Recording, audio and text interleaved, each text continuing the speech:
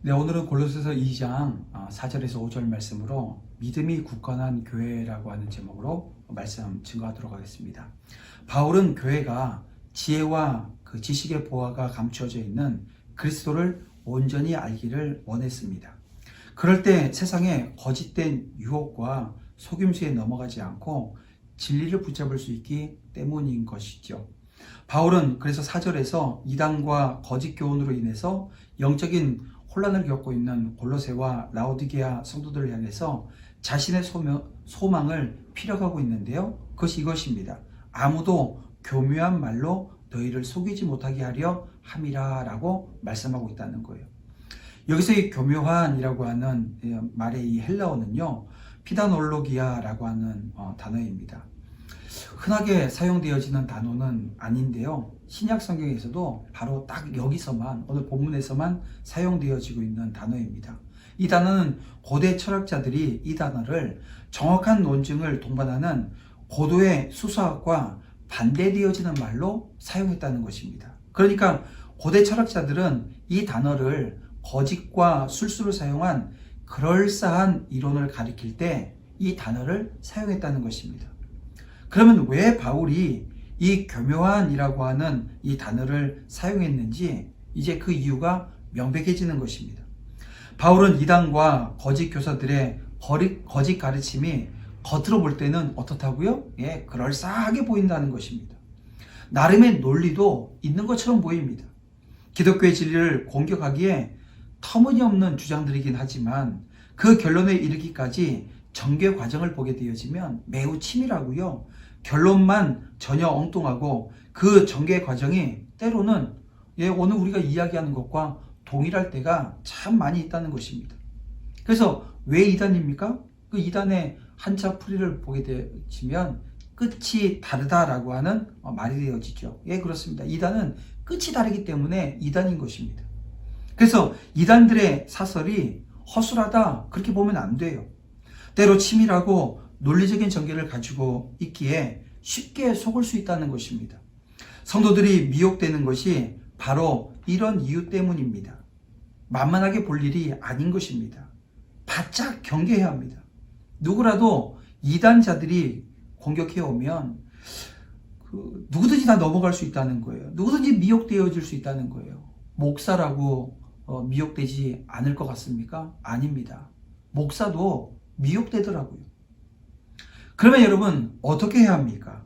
우리는 이 덫을 피하기 위해서 무엇보다 우리가 믿고 있는 그리스도에 대해 확고한 지식과 또 확신의 적극적인 자세를 가지고 있어야 한다는 것입니다. 이를 위해서 우리는 지속적으로 성경을 연구하고 공부해야 합니다. 성경으로 늘 검증해내야 합니다. 이것이 진리 안에 견고히 서 있는 것이고 이단과 거짓 가르침에 유혹되어지지 않는 것입니다. 그런가 하면 바울은 오늘 본문 5절에서 골로새 교인들이 이단과 거짓에 대한 유혹을 잘 대처했다라고 하는 것을 인정하고 있는데요. 이렇게 말씀하고 있습니다. 심령으로는 너희와 함께 있어 너희가 질서 있게 행함과 그리스도를 믿는 너희 믿음이 굳건한 것을 기쁘게 봄이라 이렇게 말씀하고 있는 거죠. 여기서 사용되어지고 있는 단어들을 보게 되어지면 군대에서 쓰는 용어들이 등장하게 되어집니다. 어떤 거냐면요, 질서 있게 행함이라고 하는 단어와 또 굳건한 것, 이것이 그것인데요.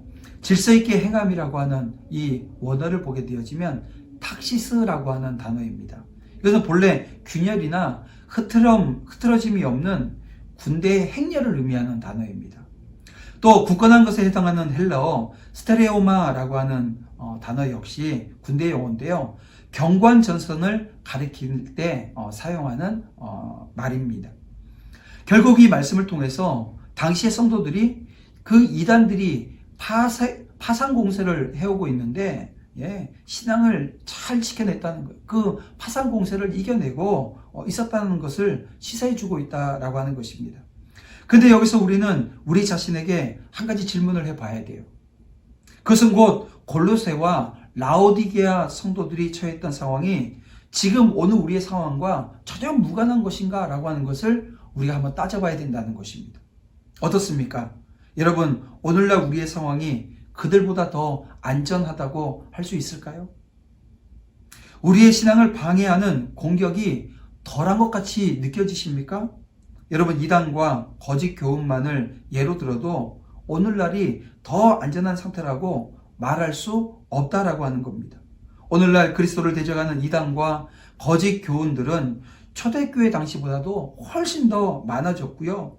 조직화되어졌고요. 치밀한 것을 오늘 우리는 알아야 한다는 것입니다. 그러면 이런 때에 오늘 우리가 어떻게 해야 하냐라고 하는 것입니다.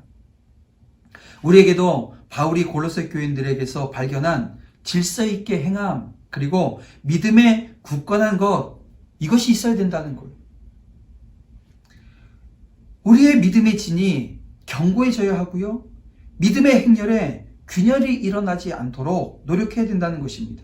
근데 여러분, 그것은 그냥 얻어지는 것이 아니라는 것입니다.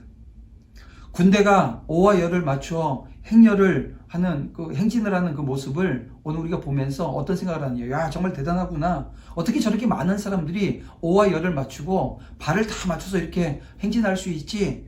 여러분, 그것은 그냥 되어지는 것이 아니라 엄청난 훈련이 그들에게 있었던 결과라는 거죠. 수없이 많은 훈련을 통해서 일치를 이루는 그런 행진을 할 수 있게 되었다라고 하는 것입니다. 여러분, 믿음의 훈련은 그러면 어떻습니까? 마찬가지라는 것입니다.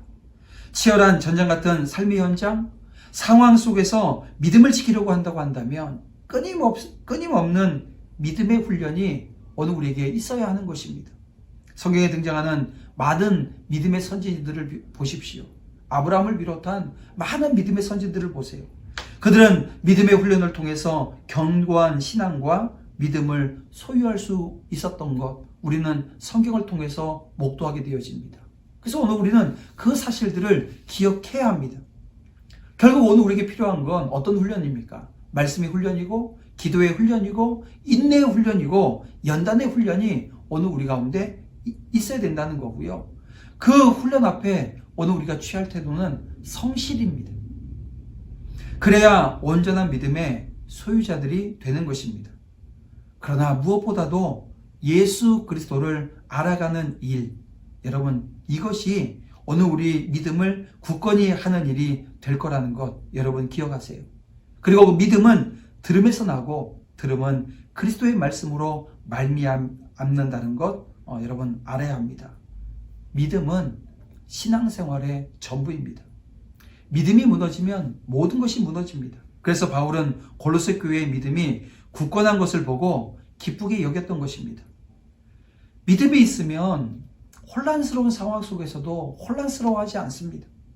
믿음이 있으면 당황스러운 상황에서도 당황하지 않습니다. 질서 있게 주님을 바라보고 교회의 공동체를 돌아보며 온전한 구원을 기대합니다. 그러니 믿음을 갖는 것, 얼마나 그것이 큰 기쁨이 아니겠습니까? 세상의 온갖 유혹에도 불구하고 그리스도의 십자가 복음만을 붙들고 서 있는 믿음, 그 믿음이 교회 안에 충만하도록 서로의 믿음을 돌아보고 함께 점검하고 붙들어야 할 것입니다. 우리 함께 기도드리겠습니다. 사랑과 은혜가 풍성하신 아버지 하나님, 감사합니다. 흔들리지 않는 믿음, 오늘 우리가 질서 있게 행하고 믿음의 굳건한 것으로 서서 마지막 때에 잘 훈련되어진 용사들로 하나님 믿음 잃지 않고 굳건한 믿음 안에서 하나님 주신 그 사명의 자리 지켜낼 수 있는 우리 모든 귀한 자녀들이 되어줄 수 있도록 주님 인도하시고 붙들어 주실 줄 믿사오며 예수님의 이름으로 기도드립니다. 아멘.